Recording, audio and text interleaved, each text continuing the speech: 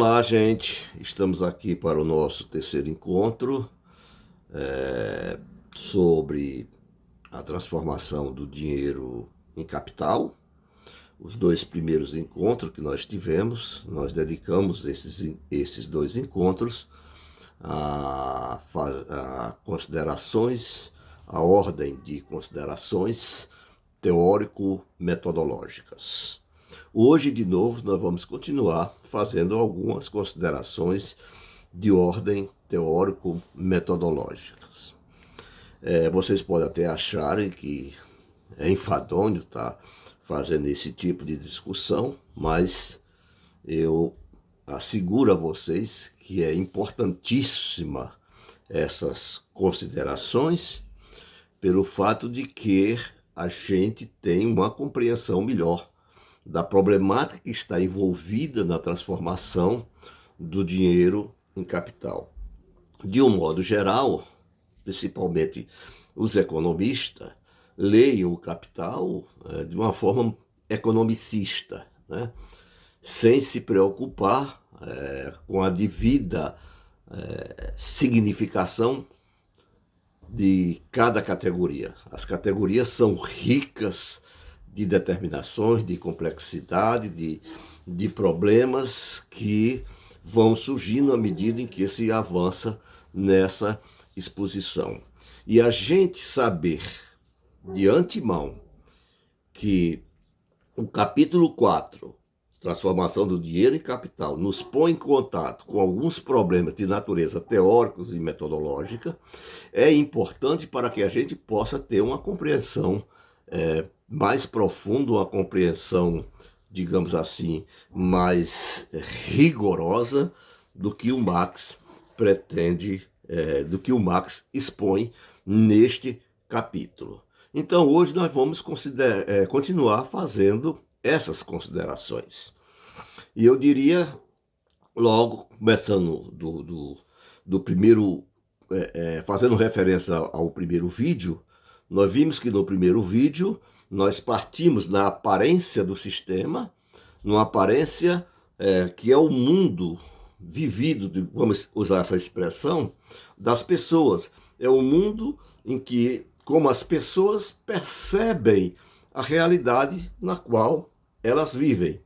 E as pessoas percebem essa realidade como se todas elas fossem iguais, e de fato são formalmente iguais, proprietárias e livres, né? Todas consideram-se como ninguém se acha melhor do que ninguém, né? Quando todos são considerados da perspectiva de consumidor, né? Como nós falamos no primeiro vídeo, fazendo essas considerações de natureza teórico-metodológicas. Mas veja bem, essa forma de aprender o mundo é uma forma fetichizada, é uma forma, digamos assim, utilitarista e ideologizada, vamos falar dessa forma. Não que essa forma de aprender o mundo seja uma falsa ilusão, né? Mesmo porque é assim mesmo que as pessoas percebem a realidade, né? Essa ideia de que todos são iguais, todos são livres, todos são proprietários, é constitutivo da sociedade capitalista. São momentos constitutivos da sociedade capitalista. Quando eu vou fazer uma compra ou quando eu vou vender alguma coisa, obviamente, primeiro eu sou livre para vender e para comprar, ninguém vai me forçar a vender ou comprar. E eu creio que aquilo que eu estou comprando ou aquilo que eu estou vendendo, eu estou vendendo pelo seu real valor, portanto, de acordo com o princípio da igualdade da troca, que é o princípio da equivalência. Acontece que esta aparência de como as pessoas percebem o seu mundo, o mundo em que elas estão acostumadas na sua praxe utilitarista, a se relacionarem uma com as outras, esse mundo tem um lado oculto, né? Tem uma essência, e essa essência é o contrário do que se percebe na aparência imediata do sistema. Aliás, para a gente ter isso mais claramente, né, a gente diria que aparência e essência não coincidem, né? E no livro Salário, Preços e Lucro, da editora Abril Cultural, de 1982, na página 158, Marx deixa isso muito claramente quando ele diz, por exemplo, que parece paradoxal que a Terra gire ao redor do Sol e que a água seja formada por dois gases altamente inflamáveis. E ele continua: as verdades científicas serão sempre paradoxais se julgada pela experiência de todos os dias, a qual somente capta a aparência enganadora das coisas. Capta a aparência superficial em vez de enganadora. Capta a aparência superficial das coisas. Então a ciência exige que se vá além dessa aparência para compreender, né, a sua real natureza, a real natureza do objeto que está sendo investigado, que no caso aqui é a sociedade capitalista. Então, nós vimos isso no primeiro dos dois últimos vídeos, e no terceiro vídeo nós deparamos com um problema de natureza teórica, que era o seguinte: a transformação do dinheiro em capital tem como consequência imediata a produção da mais-valia. Ora, a produção da mais-valia significa que a troca entre capital e trabalho, já que o trabalho é o único criador dessa mais-valia, que a troca entre capital e trabalho é uma troca de valores que não obedecem imediatamente o princípio da equivalência. Então, nós nos deparamos aqui com um problema. E nós perguntávamos se a mais-valia é a apropriação do trabalho alheio gratuito, que diferença tem a mais-valia do roubo? Então, se Marx não conseguisse, ou não consegue, demarcar teoricamente a teoria da exploração do roubo, então ele não terá como justificar, fundamentar, teoricamente, a teoria da exploração, né? E nós vimos que a mais-valia não é roubo, né?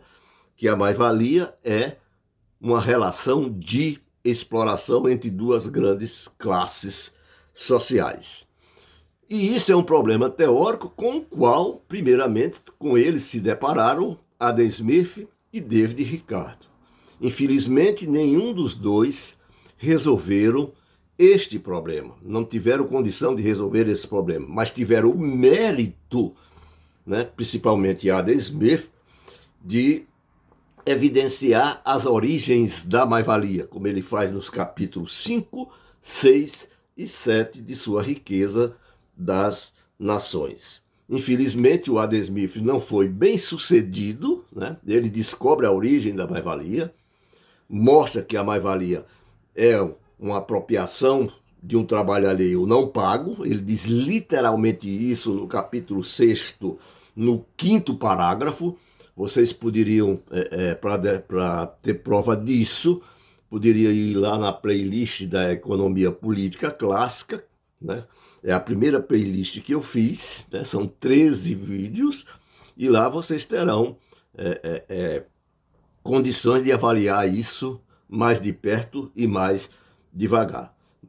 Então, Smith descobre, né, evidencia o segredo da mais-valia, mas não consegue levar adiante, né, essa sua descoberta. Cai em contradições que Ricardo tenta resolver essas contradições e, de fato, resolve essas contradições, mas a forma como Ricardo resolve as contradições com as quais se viu envolvido Adam Smith, Ricardo acabou por obliterar a origem da mais-valia.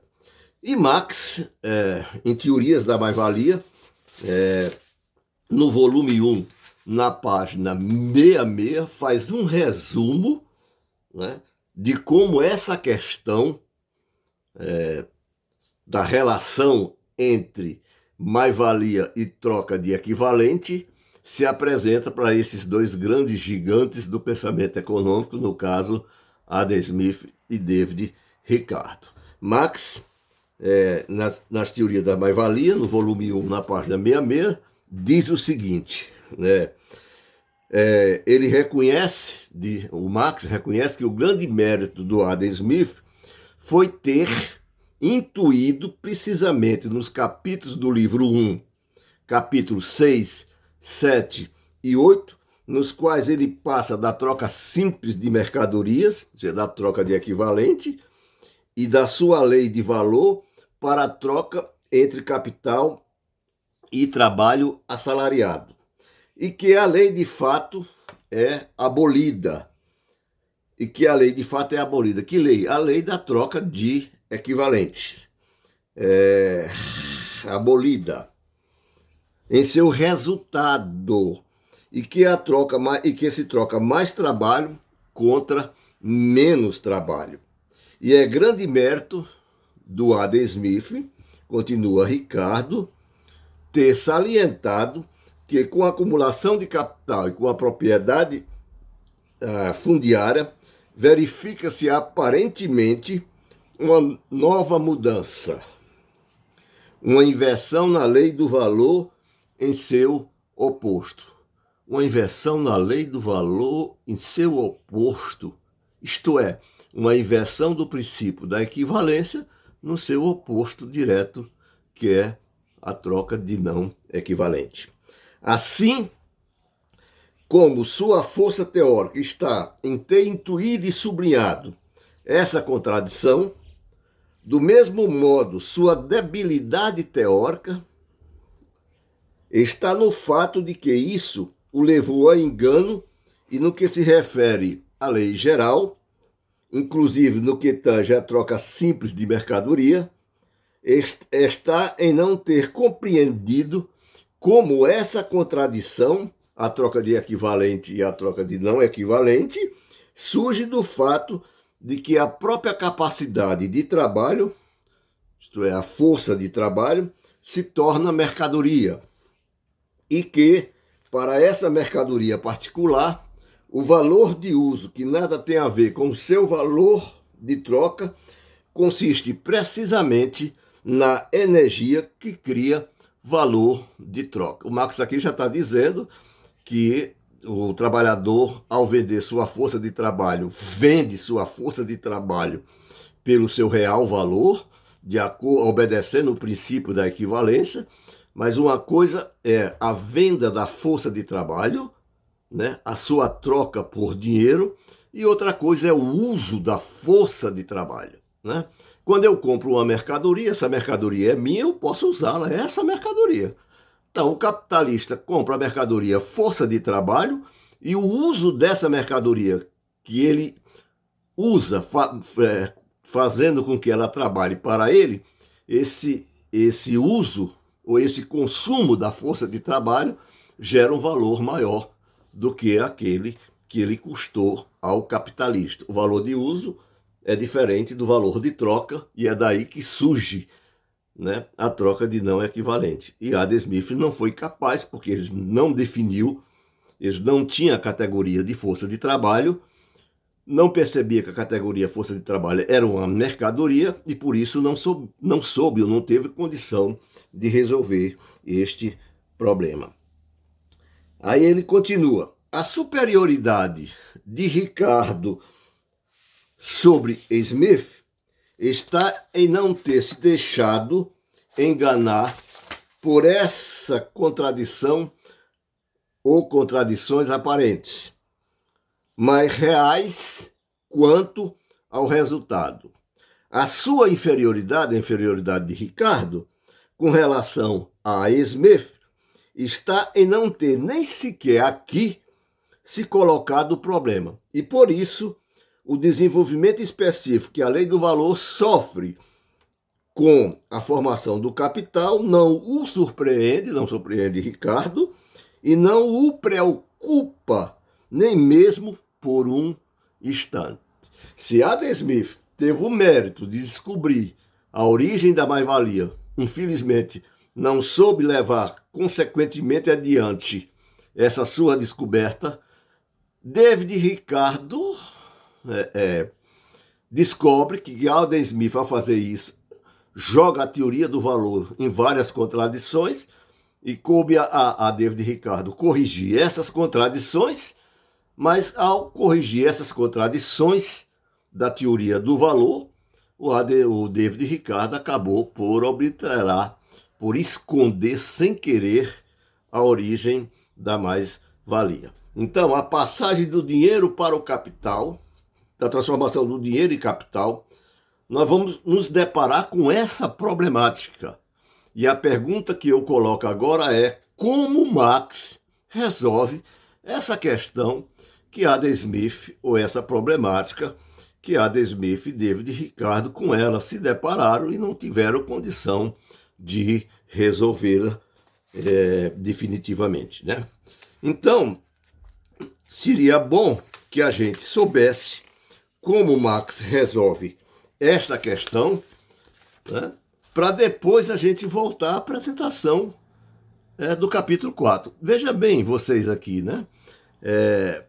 Nós estamos apresentando, né, uma problemática com a qual nós vamos nos deparar e que nem sempre essa problemática, ou digamos assim, esse diálogo de Marx com a economia política clássica é tão explícito. Então, eu estou explicitando este diálogo e, ao mesmo tempo, esta problemática, como Marx herda e resolve esta problemática. Então, é bom saber o que Marx está fazendo e continua a fazer ao longo do livro 1. É bom de antemão saber como Marx vai caminhar nesta problemática, porque isso nos ajuda a entender melhor o pensamento de Marx, né? Aquilo que se propõe Marx, né? Ou seja, né? É sempre bom saber o caminho das pedras para ter consciência de por onde se anda, né? Então vai mais ou menos nesse sentido. E Marx, veja bem, Marx só vai apresentar a solução definitiva deste problema, né? Como eu acabei de adiantar, em Adam Smith e David Ricardo, Marx só vai apresentar definitivamente a solução desse problema no capítulo 21 e 22 da seção 7 do livro 1 de O Capital. Só aí Marx vai mostrar, por A mais B, que a troca entre capital e trabalho não anula o princípio da equivalência. Pelo contrário, né, a troca de não equivalente nega, no sentido dialético da palavra, no sentido Aufhebung, nega, né, mas conservando e elevando a um nível superior o princípio da equivalência. É mais ou menos o seguinte, né, a dialética do trabalho, né, na sua relação com a natureza, né? Digamos, para fazer pão tem que se derrubar o trigo, tem que se cortar o trigo. Então o trigo aí é negado. Depois de negado, esse trigo é transformado em massa, né? Então ele é, portanto, elevado a um nível superior. Essa massa depois é transformada em pão, ou seja, o trigo está conservado no pão, mas de forma totalmente transformada, né? Não se trata, portanto, de uma anulação, de uma abolição, né? O trigo permanece na negação, na conservação, na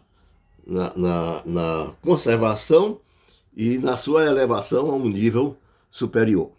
Muito bem.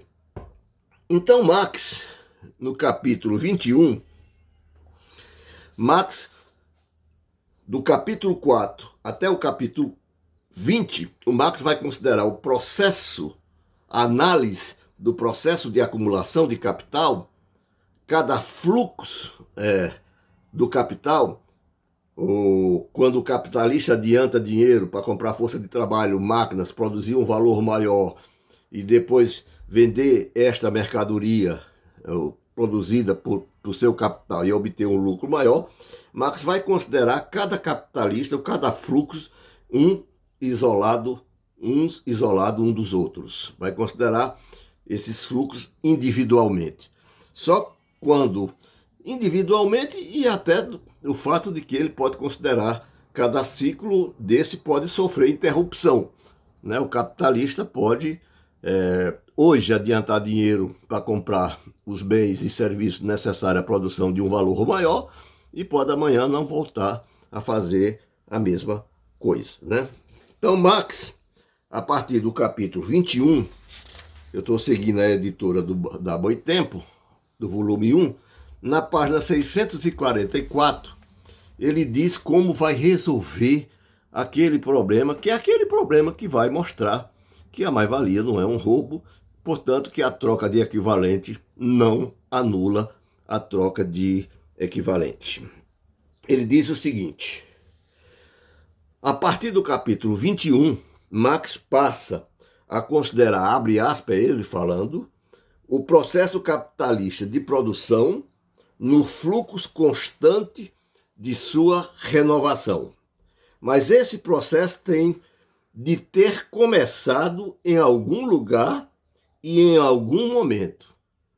Vai considerar o processo do capitalista de produção no seu fluxo constante de renovação. Não vai parar, vai ser um fluxo constante e permanente de renovação do capital. Mas ele diz em seguida, presta bem atenção, mas esse processo tem de começar em algum lugar, em algum momento. Ou seja, de onde veio o dinheiro, né? Porque é um ciclo que se fecha nele mesmo, né? É dinheiro gerando dinheiro e dinheiro gerando mais dinheiro, né? Só que no meio, né, do dinheiro gerando dinheiro, dinheiro gerando dinheiro, nós temos aí a mediação de compra e venda de força de trabalho, máquinas, equipamentos, instalações, mas no fundo é um processo que tem no começo D e no fim um D' maior, né? E da onde caiu esse dinheiro? Então Marx diz o seguinte: do ponto de vista que desenvolvemos até aqui, portanto, é provável que o capitalista tenha se convertido em possuidor de dinheiro em virtude de uma acumulação primitiva originária, independentemente do trabalho alheio não pago. Marx está assumindo o mesmo pressuposto, ora, vocês não estão sabendo, mas Marx está assumindo o mesmo pressuposto da economia política clássica. Porque a economia política clássica parte do pressuposto de que a propriedade que o capitalista detém é fruto do seu trabalho pessoal individual. A sociedade se dividiu em duas grandes classes, diria Adam Smith, porque uma trabalhou e acumulou, e a outra, que é a classe trabalhadora de hoje, não acumulou, desperdiçou tudo que produzia imediatamente, né? Então, Marx está partindo desse mesmo pressuposto. Vou admitir esse pressuposto de que o capitalista, né, adquiriu o dinheiro que ele adianta para comprar máquinas, equipamentos, instalações e força de trabalho, em virtude de uma acumulação primitiva, originária. Por isso que é importante a gente saber que aqui tem um diálogo implícito de Marx com a economia política clássica. E com todos aqueles outros grandes pensadores que fizeram da propriedade, né, produto do trabalho individual de cada um. Locke faz isso, Hobbes faz isso, Rousseau faz isso, embora ele, para Rousseau, entenda a propriedade como uma usurpação do direito natural. Hegel faz isso, Kant faz isso, todos eles admitem que a propriedade é fruto do trabalho pessoal. Muito bem. E que, por isso, continua Marx, tenha podido se apresentar no mercado capitalista como comprador de força de trabalho. Ou seja, o capitalista trabalhou no passado, adquiriu dinheiro, se apresentou agora no mercado com dinheiro e dizer, bom, eu trabalhei no passado, eu acumulei um patrimônio, que estou chamando de capital, e esse patrimônio que eu tenho me permite agora comprar força de trabalho e fazê-la trabalhar para mim em troca de um salário, né? E que, pelo fato de eu ter conseguido a minha propriedade com o fruto do trabalho do meu próprio rosto, eu exijo uma recompensa por esse trabalho meu passado. E essa recompensa é a mais-valia, essa recompensa é o lucro. Muito bem. No entanto, diz Marx, a mera continuidade do processo capitalista de produção ou a reprodução simples opera também outras mudanças notáveis que afetam não só o capital variável, mas também o capital total. Veja bem, né? O fluxo ininterrupto de renovação do capital, né? Mesmo considerando a reprodução simples, opera mudanças notáveis.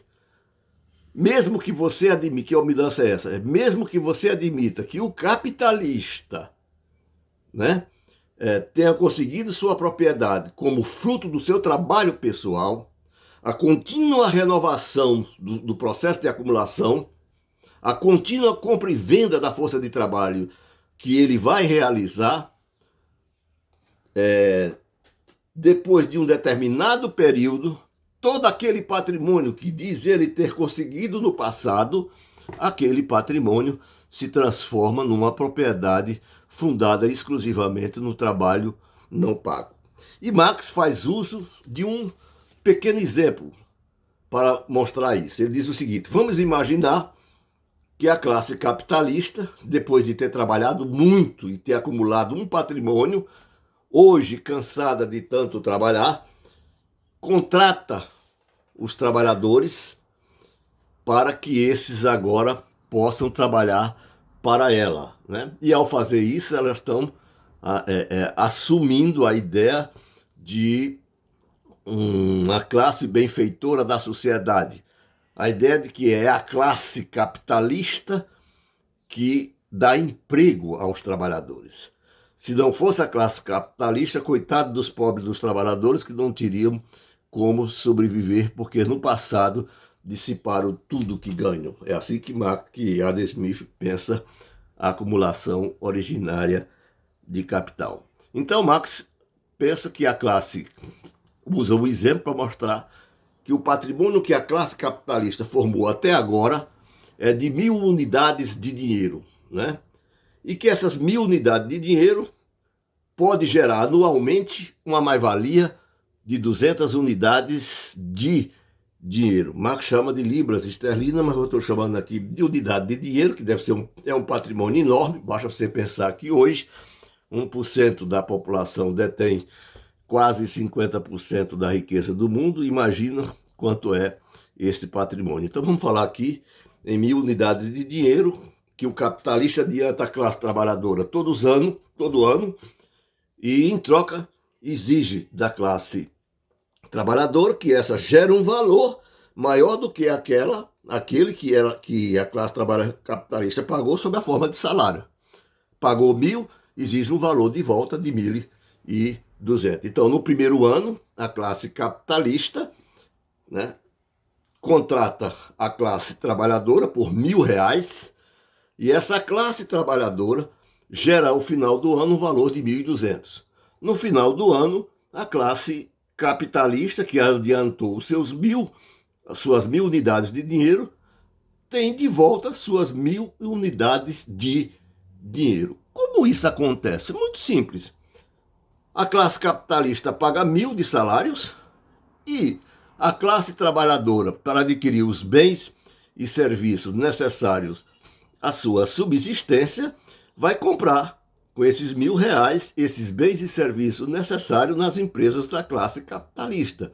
Portanto, o salário que foi adiantado retorna à classe capitalista sob a forma de compras mas retorna não só assim, mas acrescido de uma massa de mais-valia de 200, que a classe capitalista pode usar essas 200 unidades de dinheiro para consumir, para viajar, para fazer o que bem quiser entender.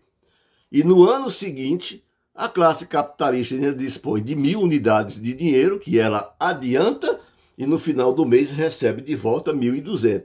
Ao final de 5 anos, né, se você pegar as 200 unidades de dinheiro, multiplicar por 5, você vai ter 1.000 unidades de dinheiro. Nesses 5 anos, foi gerada uma mais-valia de igual, em termos de valor, ao patrimônio que foi acumulado com o suor do próprio rosto da classe capitalista. Significa dizer, o patrimônio total da classe capitalista foi totalmente pago. No 6º ano, a classe capitalista ainda dispõe das 1.000 unidades de dinheiro, né? Só que essas 1.000 unidades de dinheiro foram totalmente criadas pela classe capitalista e não mais por uma pretensa acumulação originária, como pensa como assim entende o pensamento liberal. Mas eu termino isso no nosso próximo encontro, tá bom? Só que quero lembrar a vocês, olha a problemática que nós temos aqui, atenta para o diálogo que Marx tem aqui com a economia política clássica, atenta para o fato de como Marx não vai apresentar a economia política clássica uma teoria completamente diferente. Ele vai partir da economia política clássica mesmo, vai assumir os pressupostos da economia política clássica, de que a propriedade é fruto do trabalho individual, levar adiante e obrigar com que esse pressuposto se converta no seu contrário direto, imediato, sem ferir, sem anular o princípio da equivalência. Até lá, então.